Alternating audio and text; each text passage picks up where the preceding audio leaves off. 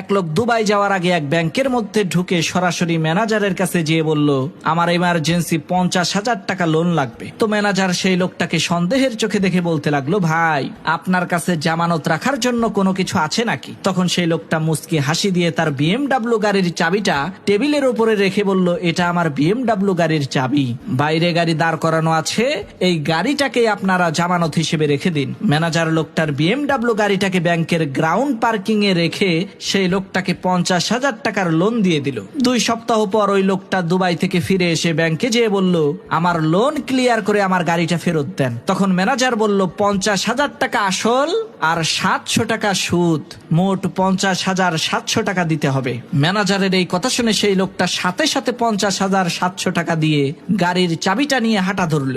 লোকটার এই কাণ্ড দেখে সেই ব্যাংকের ম্যানেজার বলল, ভাই আমরা খোঁজ খবর নিয়ে দেখেছি আপনি কোটি কোটি টাকার মালিক, কিন্তু হঠাৎ করে আপনার এই 50,000 টাকার প্রয়োজন হলো কেন, সেটা তো বুঝতে পারলাম না। তখন সেই লোকটা মুচকি হাসি দিয়ে ম্যানেজারকে উদ্দেশ্য করে বলতে লাগলো, ভাই আমার 2 সপ্তাহের জন্য ব্যবসায়িক কাজে দুবাই যাওয়ার প্রয়োজন ছিল, বাহিরের পার্কিং এ গাড়ি রাখতে গিয়েছিলাম, 2 সপ্তাহের জন্য 5,000 টাকা চায়। তখন চিন্তা করলাম ব্যাংকের চাইতে সস্তা আর সুরক্ষিত জায়গা তো কোথাও নাই, তাই 50,000 টাকার লোন নিয়ে 5,000 টাকার কাম 700 টাকায় সেরে ফেললাম।